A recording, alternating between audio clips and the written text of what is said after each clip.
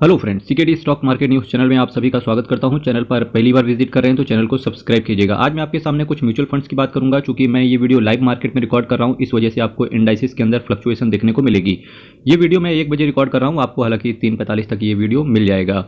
इसके साथ साथ बात करेंगे कि निफ्टी 50 यानी कि लार्ज कैप कैटेगरी के जिनके पास भी म्यूचुअल फंड्स हैं वो देख रहे होंगे कि जो 4 जून को भयंकर मार्केट में क्रैश देखने को मिला, ऑलमोस्ट अब वो प्री क्रैश लेवल पर पहुंच चुके होंगे। जी हाँ, प्री क्रैश लेवल पर पहुंच चुके होंगे।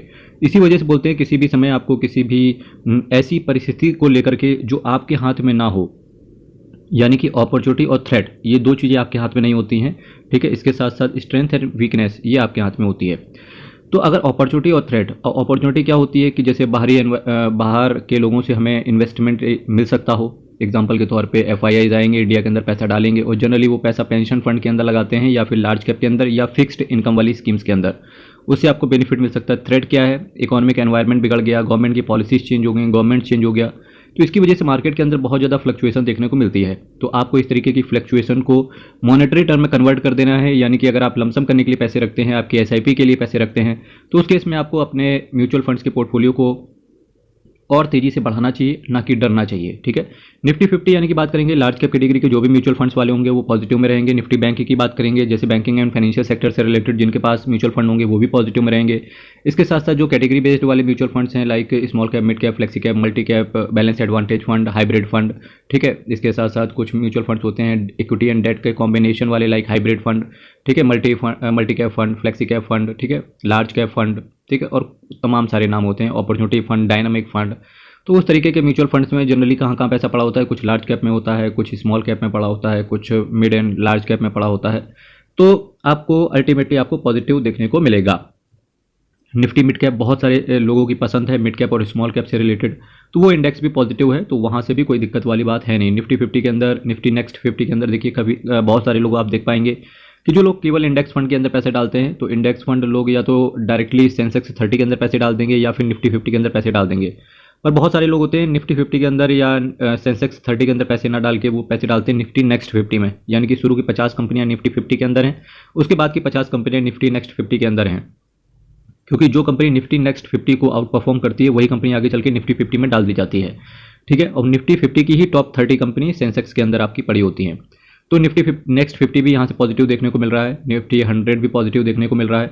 इसके साथ साथ अगर मैं स्मॉल कैप कैटेगरी के म्यूचुअल फंड्स के बारे में बात करूं तो निफ्टी स्मॉल कैप 100 या निफ्टी मिड कैप 100 ये भी पॉजिटिव देखने को मिला है। अब देखिए रेड में क्या है, यानी कि कहाँ कहाँ गिरावट देखने को मिल सकती है।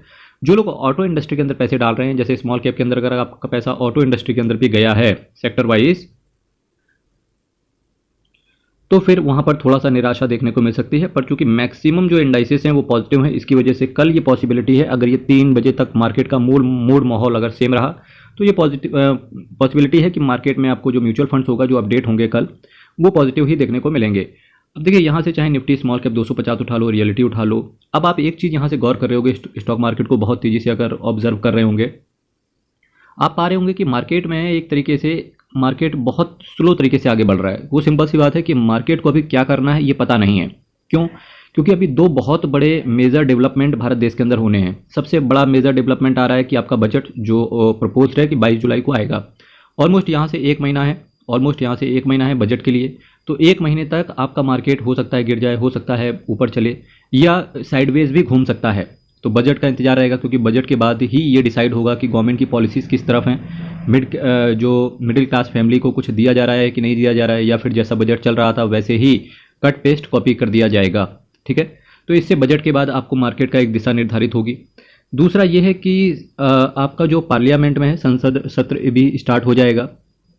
ठीक है, तो जब ये पार्लियामेंट्री सत्र जो स्टार्ट होगा तो वहाँ पर जो आपका जैसे पिछली बार ओम बिरला साहब थे, अध्यक्ष थे, ठीक है, चाहे लॉस इसको बनाया जाएगा वहाँ पर के अंदर, अभी अपोजिशन ये कह रहा है कि इसके साथ साथ चंद्रबाबू नायडू की इनकम टैक्स का रिटर्न फाइल करना हो, पार्टी सर्विस से रिलेटेड आंध्र प्रदेश में बिजनेस से रिलेटेड हो, जीएसटी की फाइलिंग करवाना हो, यानी कि अगर नहीं बोला है पर फिर भी तो उस पर जीएसटी की फाइलिंग करवाना पर ये चीजें चल रही हैं। इन सभी अगर अपोजिशन का भी एक कैंडिडेट वहाँ पर दी गई एक्सपर्ट टीम से भी ले सकते हो, जहां पर advocates and chartered accountants last time Om Birla ji हैं, जिनका मेरा मानना है ओम बिरला अगर रिटेन कर रहे हैं ये लोग ज्यादा बेस्ट है, क्योंकि ओम बिरला ने कन्वीनियंट भारत देश के इतिहास में सबसे अच्छा उन्होंने चलाया। आप इन नंबर पर कॉल कर सकते हैं। बेहतरीन तरीके से डिस्काउंट भी है और कहीं ना कहीं लीडर भी अगर एक डाल देते हैं तो वहां पर कंसल्टेंसी आपको आपको दिक्कत दी देखने को जाती मिलेगी है स्टॉक मार्केट तो इन नंबर पे आप फिर क्या होगा कॉल करके अधिक जानकारी क्योंकि ले जो सकते बिल हो। एक तरफा पास होते थे वो आगे चल के हो सकता हमारे है द्वारा रोक भी दिए फाइल जाए करवा सकते या हो। उन्हें चलिए पास होने यहीं में से टाइम वीडियो को लगे विराम देंगे, तो चैनल जिसकी को वजह से मार्केट सब्सक्राइब के अंदर कीजिएगा, आपको वीडियो को लाइक देखने को मिल कीजिएगा। सकता है। अगर ये बोलिए प्रेशर जोर से देखने हर को मिले महादेव, मेरे अयप्पा मित्र तो शरणम, आप हरि यकीन मानना शरणम। वो आपके लिए बहुत अपॉर्चुनिटी धन्यवाद, होगी, अपने वहां पर पोर्टफोलियो आपको को सिर्फ बहुत पैसे अच्छे से डिप्लॉय मैनेज करने हैं। कीजिए।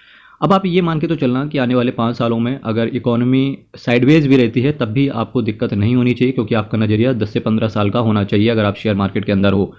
आज से 15-20 साल बाद आप ये पाएंगे तो आपको ये लगेगा कि आपको फ़र्क ही नहीं पड़ेगा मेरे भाई कि 5% ऊपर लिया था कि 10% नीचे लिया था।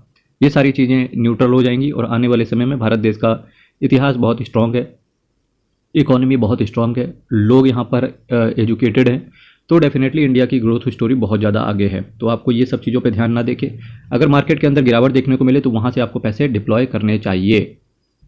चलिए कुछ बेहतरीन से म्यूचुअल फंड्स की बात कर लेते हैं। मेरा एसेट मिड कैप फंड जैसा परफॉर्मेंस चल रहा था इसका वैसे ही धड़ाधड़ तरीके से ये परफॉर्मेंस आउट परफॉर्म कर रहा है। 15,353 करोड़ का इसका एसेट साइज है।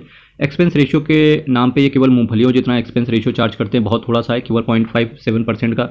और देखिए मैं हमेशा डायरेक्ट प्लान की बात करता हूं अगर आपके पास रेगुलर प्लान है, क्योंकि रेगुलर प्लान में आपका जो कमीशन होता है वो बहुत ज़्यादा चार्ज हो जाता है, जिसकी वजह से एक्सपेंस रेशियो भी आपका बढ़ जाता है। तो कोशिश करें कि आप डायरेक्ट प्लान के साथ रहें। 2.30% का कैश होल्ड करके चल रहे हैं। Nifty mid cap 150 total return index को ही बेंचमार्क की तरह फॉलो करते हैं। इसके साथ साथ आप देखिएगा 3 साल में इन्होंने ऑलमोस्ट पैसे को डबल कर रखा है, केवल 98% का रिटर्न है, 3 महीने में 19% का रिटर्न है। ठीक है friends, Motilal Oswal mid cap fund direct plan growth की बात करेंगे तो ये भी one of the best mutual fund है की कैटेगरी में फिलहाल काम कर रहा है।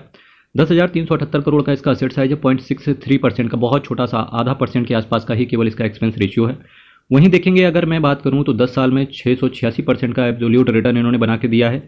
3 महीने में 24% का रिटर्न इन्होंने इन्वेस्टर्स की पॉकेट में डाल के दिया हुआ है।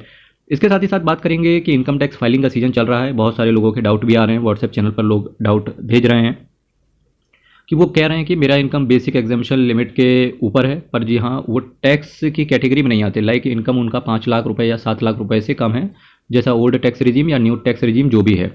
तो मेरा मानना है अगर आपका इनकम बेसिक एग्जामिशन लिमिट जो कि 2.5 लाख, 3 लाख, 5 लाख ये है बेसिक एग्जामिशन लिमिट, अगर यहाँ से आपका अगर इनकम 1 रुपये भी ऊपर है तब आपको इनकम टैक्स फाइल करना पड़ेगा, चाहे आपको टैक्स देना हो या ना देना हो।